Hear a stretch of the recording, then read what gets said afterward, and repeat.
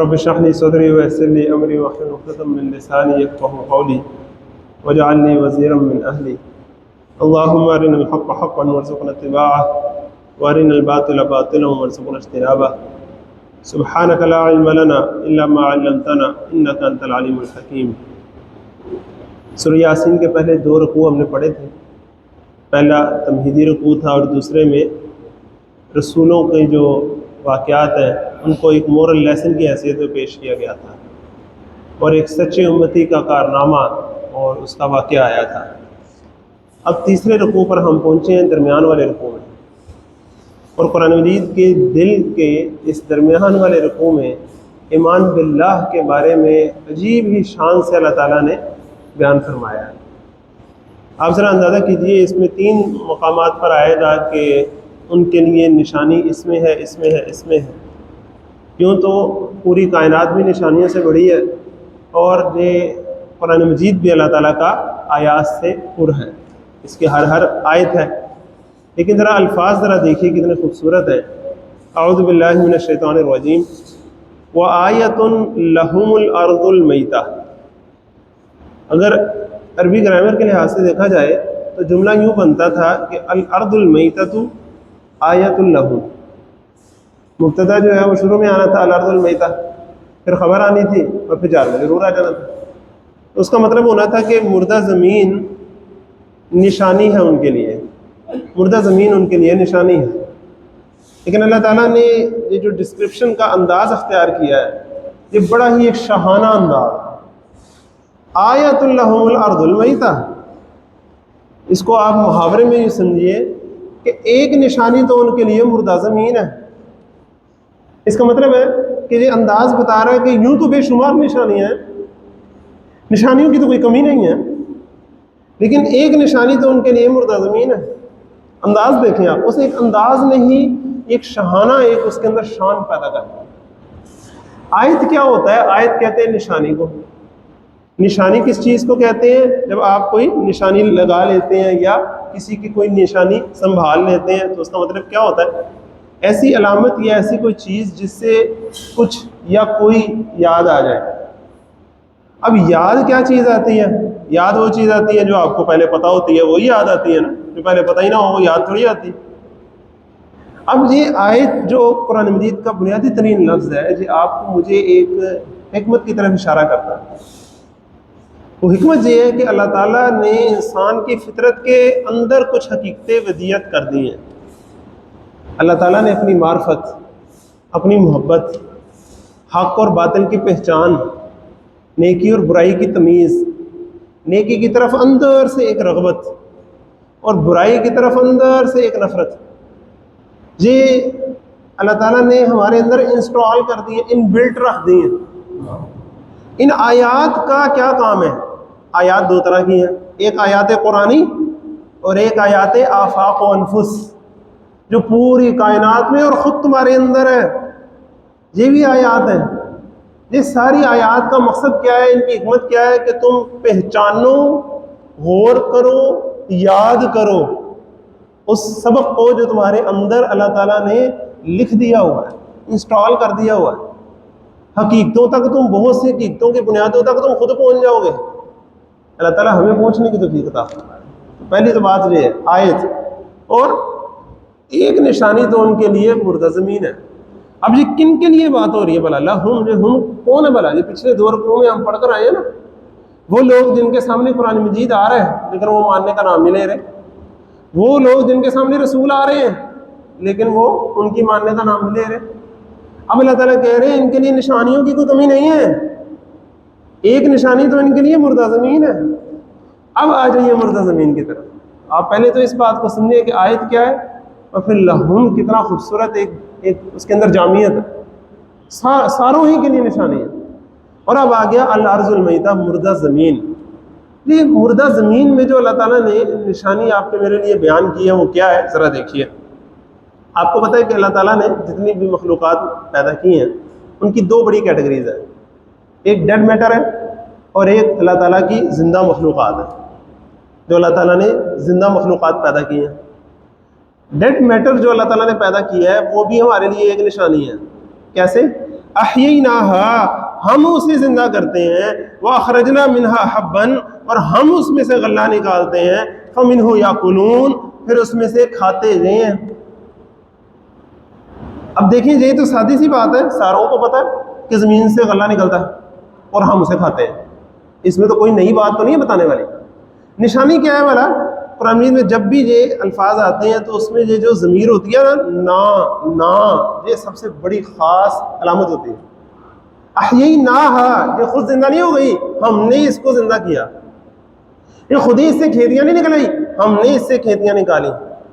اور یہ بھی مقصد نہیں ہے بلکہ فمنہ یاکلون یہ تمہارے لیے سارا کچھ ہم نے کیا۔ تو دو چیزیں، کرنے والی ذات کون ہے؟ اللہ کی ذات، اور اس کا مقصد کیا ہے؟ آپ اور میں۔ یہ اہم ترین بات، اور یہ تین الفاظ میں، تین سٹیپس میں اللہ تعالیٰ نے پورا جو غور و فکر ہے انسان کا اس کائنات پر، اس کو اللہ تعالیٰ نے سمو دیا۔ پہلی چیز بلا کیا ہے؟ کس نے ڈیڈ میٹر سے لائف کا آغاز کیسے ہوا؟ یہ اتنا بڑا راز ہے نا، حل نہیں ہو سکے گا۔ لائف کا آغاز کہاں سے ہوا اس پر تو ریسرچز جاری ہوں گی، لیکن ڈیڈ میٹر سے لائف کیسے شروع ہو گئی؟ کیا ہم کسی بالکل ڈیڈ چیز سے زندگی کریٹ کر سکتے ہیں؟ نہیں، ہم تو ایک زندہ سیل ایک بھی نہیں بنا سکتے۔ سیل کے اندر جو جو کچھ ہوتا ہے، سوڈیم، پوٹاشیم، کاربن، سارا کچھ، وہ اگر آپ ویسے خریدیں تو مفت ہی مل جائے آپ کو، اتنا منیوٹ مقدار میں ہوتا ہے۔ لیکن اس کو ایک خاص ترتیب سے جوڑ کر جو اللہ تعالیٰ نے اس کے اندر لائف کا کرنٹ پیدا کیا ہوا ہے، جو ساری دنیا مل جائے تو آج تک پیدا نہیں کر سکی، اور نہ کوئی دعویٰ کر سکتا کہ کر سکتا۔ ہاں، پہلے سے لائف چیز سے اس کو بنانا، اس کو پروان چڑھانا اور بات ہے۔ ڈیڈ میٹر سے لائف کریٹ کر دیں، ایک عجیب سائنس ہے، ایک عجیب ہی اللہ تعالیٰ کی شان ہے جو دیکھنے والوں کے لیے ایک نشانی ہے۔ تو پہلی بات تو یہ کہ کیا یہ خود بخود ہوا؟ نہیں۔ سائنس میں second law of thermodynamics کیا کہتا ہے کہ entropy always increases until and unless a person behind.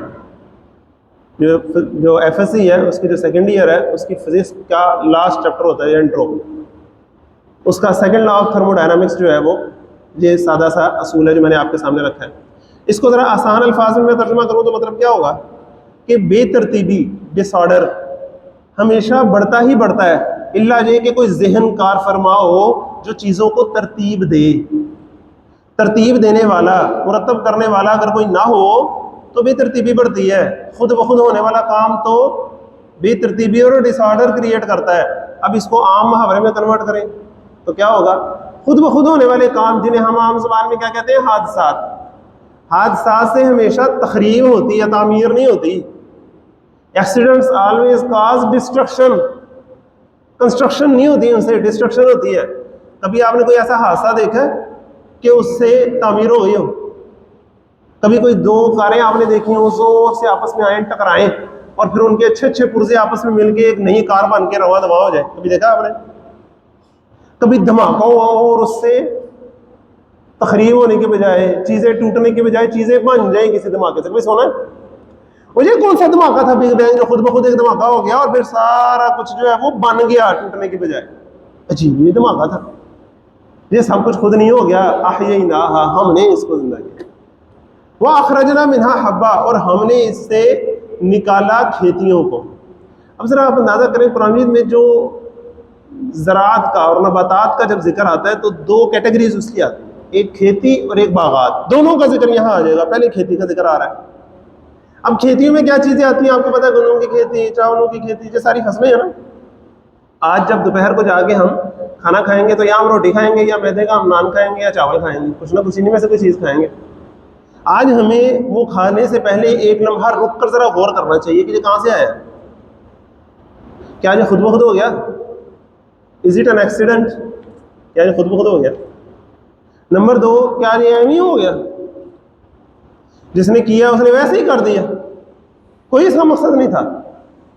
یہ دو چیزوں پر غور کرنا ہے تو جواب اندر سے آ جائے گا، کیونکہ یہ نشانی ہے، کیونکہ یہ علامت ہے، اس سے باتیں یاد آ جاتی ہیں، اس سے کوئی یاد آ جاتا ہے، اس سے کچھ یاد آ جاتا ہے۔ تو اخرجنا منہا حبا فمنہ یاکلون، تو بس اسے کھاتے رہے۔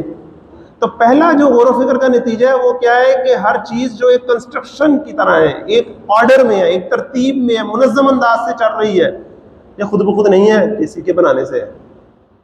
نمبر دو، اس سے جو ساری فروٹفل چیزیں آ رہی ہیں، میرے فائدے کی چیزیں آ رہی ہیں، میں انہیں استعمال کر رہا ہوں، میں انہیں کھا رہا ہوں، تو اس سے کیا نتیجہ نکلا کہ یہ سارا کچھ میرے لیے بھی چھایا گیا ہے، یہ سارا کچھ کرنے والی کوئی ذات میری اپنی کوئی ذات ہے، وہ مجھ سے بڑی محبت کرتی ہے، وہ مجھے پالتی پوستی ہے، اس نے میرے لیے یہ سب کچھ بچایا ہے، وہ بڑی علیم ہے، بڑی حکیم ہے، وہ سمیع ہے، وہ بصیر ہے، وہ الحی ہے، وہ القیوم ہے۔ ساری صفات پر غور و فکر کرتے چلے جائیں تو خود اندر سے آواز آتی ہے۔ تو یہ غور و فکر ہے پہلا جو آپ کو مجھے کرنا چاہیے۔ تو آیت لہم ارض المیتہ احییناہا واخرجنا منہا حبا فمنہ یاکلون۔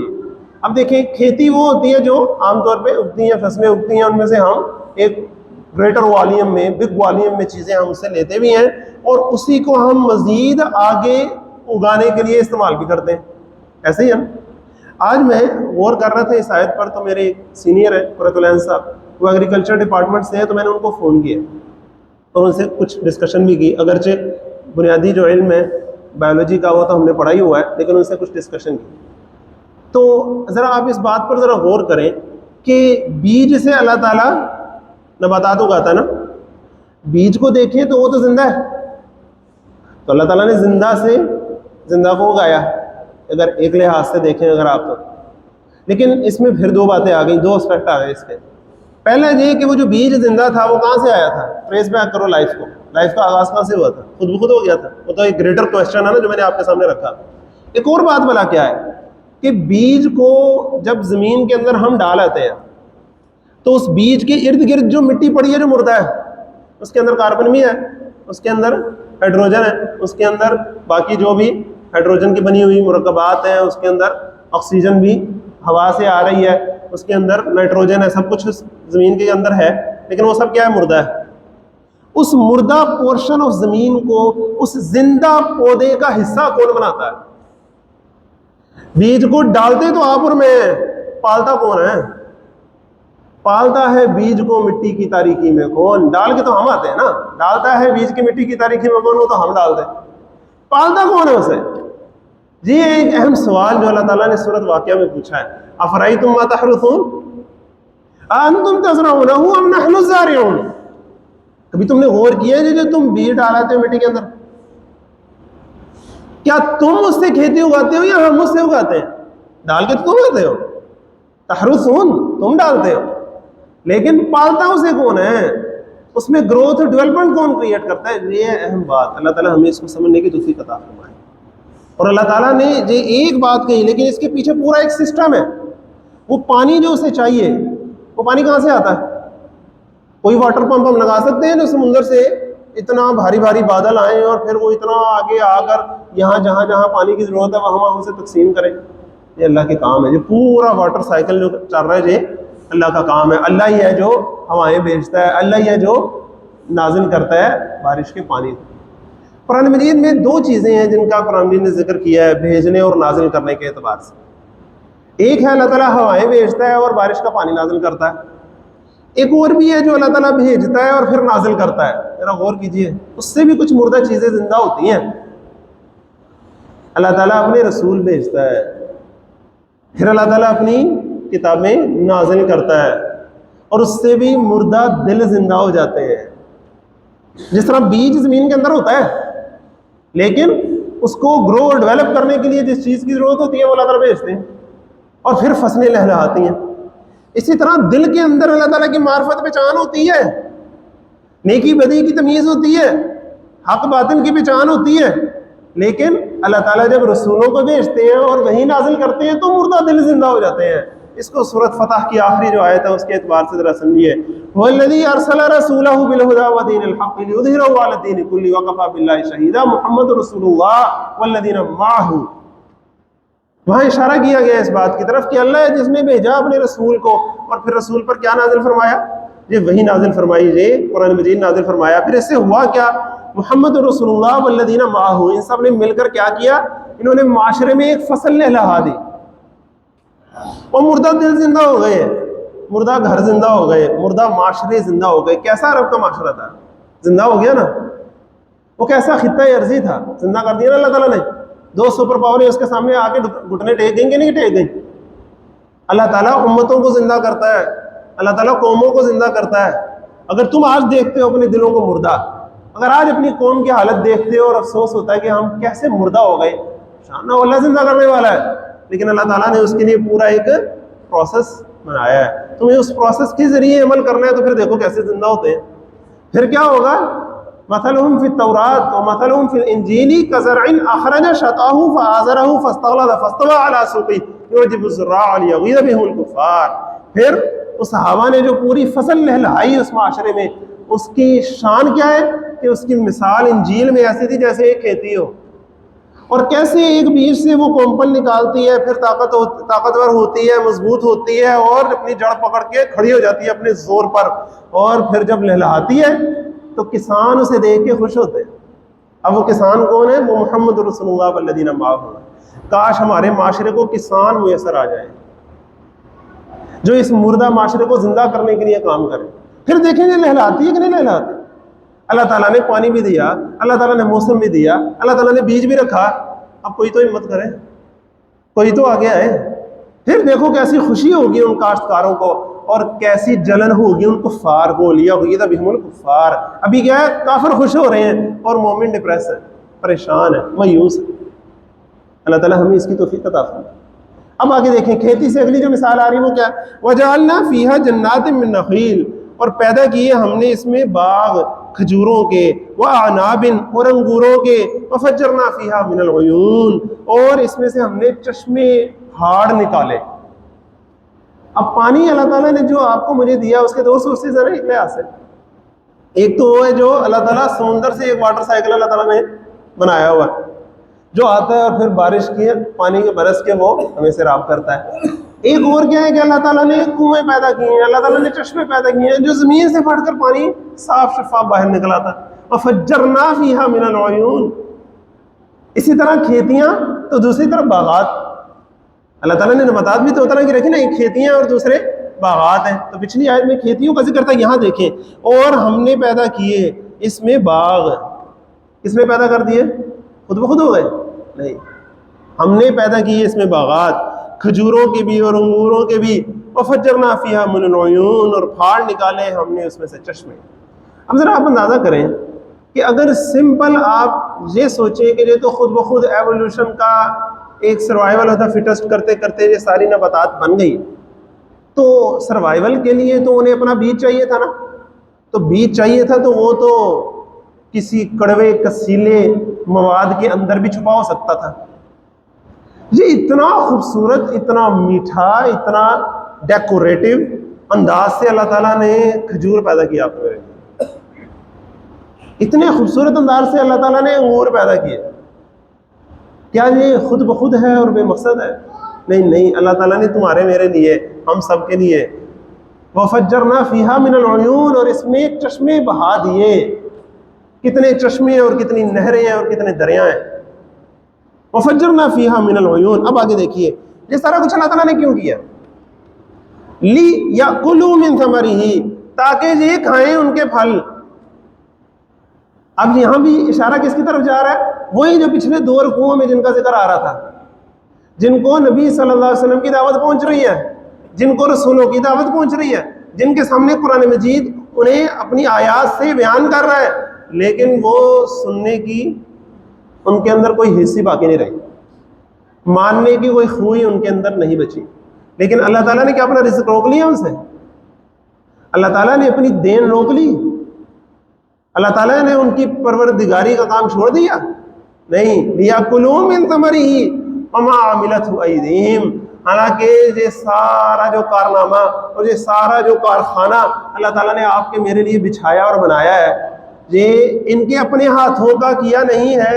وَمَا عَمِلَتْهُ أَيْدِيهِمْ، ان کے ہاتھوں نے کر کے یہ سارا کچھ نہیں بنایا، ہم نے ان کے لیے بنایا سب کچھ۔ یاد کریں ذرا اس نمرود کو جس نے کہا تھا کہ میں ہوں جو زندگی اور موت کا حق رکھتا ہوں، لیکن جب اسے کہا کہ اچھا میرا رب تو وہ ہے جو مشرق سے سورج نکالتا ہے تو نکال مغرب سے، تو فَبُہِتَ الَّذِي كَفَرَ، کیونکہ اسے پتا تھا کہ میرے پیدا ہونے سے پہلے مشرق سے نکل رہا ہے۔ آج اگر میں دعویٰ کروں کہ نہیں یہ مشرق سے تو میں نکال رہا ہوں، تو میرے سے بڑی عمر کے بھی میرے درباری ہوں گے، وہ ہنسیں گے کہ بادشاہ سلامت کو دیکھو سٹے آئی گئے ہیں، ان کے پیدا ہونے سے پہلے مشرق سے سورج نکل رہا ہے اور یہ کہہ رہے ہیں کہ ہم نے کیا۔ ہم کوئی دعویٰ کر سکتے ہیں کہ ہوائیں ہم چلا رہے ہیں، یہ بارشیں ہم برسا رہے ہیں؟ کوئی دعویٰ کر سکتے ہیں اس کا؟ ہم عاملت ویدیہم، لیکن کھاتا پیتا کون ہے؟ پلتا اس پہ کون ہے؟ پالتو ہم کس کے ہیں؟ لیاکلوا من ثمرہ وما عملت ویدیہم۔ آخری ایک سوال اللہ تعالیٰ نے پوچھا، افلا یشکرون، تو کیا یہ شکر گزار نہیں ہوں گے؟ کیا یہ شکر نہیں کریں گے؟ یہ ہے شکر، یہ ہے وہ عظیم جذبہ جو اس پوری کائنات پر غور و فکر کا اصل نتیجہ ہے۔ انسان کے اندر شکر پیدا ہونا چاہیے، انسان کو اس ہستی سے محبت ہو جانی چاہیے جس نے اس کے لیے یہ سارا کچھ بچھایا۔ آپ اس کو ایک مثال سے سمجھیں۔ فرض کریں آپ کسی ہوٹل میں جائیں اور کھانا وغیرہ کھانے کے بعد آپ اس سے بل مانگیں تو وہ کہے مسکرا کر، ویٹر آپ سے کہے کہ سر آپ کا تو بل پہلے سے ادا ہو گیا۔ اب آپ کے پاس دو رستے ہیں، ایک رستہ یہ ہے کہ آپ فوراً سے سوچیں کہ شکر ہے کسی نے غلطی سے بل دے دیا ہے، فٹافٹ نکلو اب یہاں سے، کہیں وہ آنا جائے جس نے بل دے دیا غلطی سے۔ ایسا ہی ہے نا، ایک طریقہ تو یہ ہے، بلکہ الٹا پوچھیں کہ تھوڑا سا گھر کے لیے بھی پیک کرا لیں۔ دوسرا طریقہ کیا ہے؟ اگر کوئی غیرت نام کی کوئی چیز ہمارے اندر ہے نا، اگر فطرت مری نہیں ہوئی تو کیا ہوگا؟ ہم پوچھیں گے کہ کیوں، کس نے دیا، کیوں دے دیا، کہاں ہے وہ، مجھے ملاؤ اس سے، بتایا نہیں اس نے کون ہے وہ، اس کا کوئی کانٹیکٹ نمبر، کوئی اس سے رابطے کا کوئی تعلق، کہاں ہے وہ جس نے مجھ پر یہ احسان کر دیا۔ آپ سوچیں گے میرا کوئی دوست تو نہیں جس نے مجھے کوئی ٹریٹ دینی ہو، کوئی کسی نے مجھے سرپرائز دینا ہو، آج میری برتھ ڈے تو نہیں کسی نے میرے ساتھ، آپ کچھ نہ کچھ سوچیں گے کہ یہ کیا ہوا۔ کبھی بھی آپ یہ نہیں سوچیں گے کہ یہ تو خود بخود ہی ہو گیا، یہ وہی سوچے گا جس کے اندر شکر نام کی کوئی چیز ہی نہیں ہے، جس کی فطرت ہی مر گئی ہوئی ہے۔ فطرت نام کی کوئی چیز ہوگی تو سوچیں گے نا، تلاش کریں گے نا کہ آخر کون ہے۔ وہ ایک وقت کا کھانا کوئی تمہیں اگر کھلا دے تو تمہارے ذہن میں یہ بات آئے، اور جو تمہیں پالے پوسے پیدا کرے، تمہیں ماں باپ دے، سارا کچھ دے، ذہن میں کبھی خیال ہی نہ آئے کہ وہ ہستی کون ہے، کہاں ہے میرے مالک، کہاں ہے تو، مجھ کو تیری تلاش ہے، مجھ کو ہے تیری جستجو، مجھ کو تیری تلاش ہے، کبھی یہ خیال ہی نہ، اندر جستجو اور تلاش ہی پیدا نہ ہو۔ یہ ایک اہم سوال۔ تو شکر کا جذبہ ایک لازمی نتیجہ ہے غور و فکر کا۔ اگر یہ پیدا نہیں ہو رہا ہے اس کا مطلب ہے فطرت ہی مر گئی۔ اللہ تعالیٰ ہماری فطرت کو زندہ کرے، اور اس فطرت کو زندہ کرنے کے لیے اللہ تعالیٰ نے رسول بھیجے ہیں، وحی اور کتاب نازل کی ہے۔ جس طرح اللہ تعالیٰ ہوائیں بھیجتا ہے اور پانی نازل کرتا ہے مردہ زمین کو زندہ کرنے کے لیے، اس طرح مردہ دلوں کو زندہ کرنے کے لیے بھی اللہ تعالیٰ نے سامان کیا ہے۔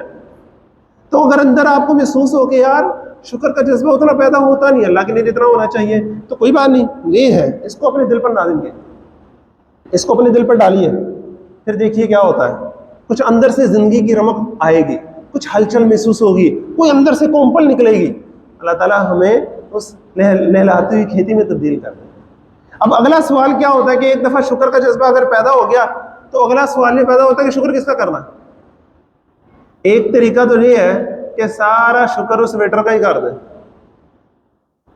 بلکہ اس سے بھی آگے جائیے، سارا شکر اس تھالی کا ہی کر دیں جس میں کھایا ہے، کہ کتنی پیاری تھالی ہے، اس نے مجھے کھانا دیا۔ اگر کوئی ایسا کرے گا تو آپ اسے شکر گزار کہیں گے؟ آپ کیا کہیں گے؟ شاید پتہ نہیں اس کی مت مارے گی، کیا کر رہا ہے۔ اس کو اب دوسرے الفاظ میں کہیں تو خدا کا شکر ادا کر بھائی جس نے ہماری گائے بنائی۔ تم گائے کا شکریہ ادا کرنے لگے۔ ایک ہے نا قوم ہماری پڑوس میں جس کے دل میں گائے کا شکر اتنا ابھرتا ہے کہ وہ گائے کی ہی عبادت شروع کر دیتے۔ او بھائی خدا کا شکر ادا کر بھائی جس نے ہماری گائے بنائی۔ لوگ سورج ہی کی عبادت کرنا شروع کر دیتے ہیں کہ اس کی وجہ سے ساری چیزیں چل رہی ہیں۔ اس اللہ کا شکر کرو، اس اللہ کو سجدہ کرو جس نے سورج کو، زمین و آسمان کو پیدا کیا، الذی خلقہن، جس نے ان سب کو پیدا کیا۔ تو دو چیزیں ہو گئی، پہلا شکر کا جذبہ پیدا ہونا چاہیے، دوسرا اس ہستی کو پہچاننا چاہیے کہ جس کا شکر ادا کرنا ہے۔ ہاں اللہ تعالیٰ کا شکر ادا کرنا ہے تو اس سے لازمی نہیں ہے کہ باقی سب کا نہیں کرنا۔ اللہ تعالیٰ نے لا الہ الا اللہ تو کہا ہے، لیکن لا حمد الا للہ تو نہیں کبھی کہا۔ کیا خیال ہے؟ بلکہ کیا کہا ہے؟ الحمدللہ۔ الحمدللہ کا مطلب کیا ہے؟ کل کا کل شکر، اصل شکر، الٹیمیٹ شکر، الٹیمیٹ تعریف اللہ کی ہے۔ اس کا مطلب ہے شکریہ تم نے اپنے والدین کا بھی کرنا ہے۔ انشکر لی ولی والدیک، شکر گزار تم نے اپنے والدین کا ہونا ہے، اپنے بہن بھائیوں کا ہونا ہے، تم نے سب کا ہونا ہے۔ ہاں یہ زمین کے جتنے بھی ذرائع ہیں جن کے ذریعے سے اللہ تعالیٰ تمہارے تک اپنے نعمتیں پہنچاتا ہے، ان کا بھی ایک شکریہ ہے۔ ہوا کا شکریہ کیا ہے کہ اسے آلودہ نہ کرو، پانی کا شکریہ کیا ہے کہ دریا کے کنارے بھی بیٹھے ہو تو اسے ضائع نہ کرو، درختوں کا شکریہ کیا ہے کہ انہیں کاٹو نہیں، غذا کا، اللہ کی نعمتوں کا شکریہ کیا ہے کہ انہیں ضائع نہ کرو، ان پر اپنا حق نہ جماؤ، لوگوں سے چھینو نہیں، اپنا تسلط نہ جماؤ، بلکہ ایک عادلانہ انداز سے، ایک منصفانہ انداز سے سب کا حق انہیں دو، کسی کی حق تلفی نہ کرو۔ افلا یشکرون، تو کیا وہ شکر گزار نہیں ہوتے؟ اتنا کچھ اللہ تعالیٰ نے انہیں دیا، کیا وہ شکر گزار نہیں ہوتے؟ اب ذرا آپ غور کریں کہ یہ ساری کائنات کا غور و فکر آپ کو میرے اندر پیدا کیا کرتا ہے کہ ہمارا توکل، بھروسہ، ڈیپینڈنس صرف اور صرف اللہ پر ہو۔ ہمیں یہ یقین ہو جائے کہ ہمیں پالنے والا ہمارا رب صرف اور صرف ایک اللہ ہے۔ ہم پالتو کس کے ہیں؟ اللہ کے ہیں۔ ہم غلام کس کے ہیں؟ صرف اللہ کے ہیں۔ ایک اللہ ہے کہ وہ اگر ہمارا کوئی فائدہ بند کر دے تو کوئی اسے کھول نہیں سکتا، اور اگر ہمارے لیے کوئی فائدہ مند چیز جاری کر دے تو اسے کوئی روک نہیں سکتا۔ اللہ تعالیٰ کی طرف سے کوئی نقصان دہ چیز آ جائے تو اسے کوئی روک نہیں سکتا، اور اللہ اگر ہمیں نقصان سے بچانا چاہے تو کوئی ہمیں نقصان پہنچا نہیں سکتا۔ کوئی اور نہیں ہے، نہ امریکہ جس کے وینٹیلیٹر پہ ہم چل رہے ہیں، کوئی اور نہیں ہے۔ اگر وہ ہم سے ناراض ہو گیا تو پھر ہمارا کیا بنے گا؟ ایک اللہ ہے، اگر وہ ہم سے ناراض ہو گیا پھر سوچو تمہارا کیا بنے گا۔ اور اس پر کرو کہ کہیں تم نے اللہ کو تو نہیں ناراض کر دیا، اللہ کے دیے ہوئے اصول جن کے مطابق زندگی گزارنی تھی، کہیں ان کی خلاف ورزی تو نہیں کی؟ کہیں اللہ تعالیٰ نے تمہیں جو اجتماعی زندگی میں اصول دیے تھے، امانت کے، دیانت کے، خلوص کے، وفا کے، دیانت داری کے، ایفائے عہد کے، کہیں تم نے وہ تو نہیں توڑ دیے؟ اللہ تعالیٰ آپ کو مجھے اس پر غور کرنے کی توفیق عطا فرمائے، انفرادی طور پر بھی اور اجتماعی طور پر بھی۔ آج ہمارا دونوں اعتبار سے دیوالیاں نکل گئے۔ انفرادی طور پر بھی ہمارا معاملہ کیا ہے؟ وہ ہمارا کچھ کر دے گا، اس سے کچھ کروا لیں، وہ کچھ پھونک دے، وہ کچھ پڑھ کے کچھ تویز کر دے، اور وہ کوئی جادو کر دے، اس نے مجھ پر جادو کرا دیا، اس نے میرا یہ کر دیا، وہ کر دیا۔ اپنا فائدہ نقصان اللہ کی بجائے ادھر ادھر ہم سمجھتے ہیں۔ یہ اگر حرام کام کے ذریعے ہی مجھے اپنا فائدہ نظر آ رہا ہے تو اگر میں نے نہ کیا تو میرا تو بیڑا گرک ہو جائے گا، اور یہ حلال کام میں مجھے اپنا نقصان نظر آ رہا ہے تو یہ تو میرا نقصان ہو جائے گا۔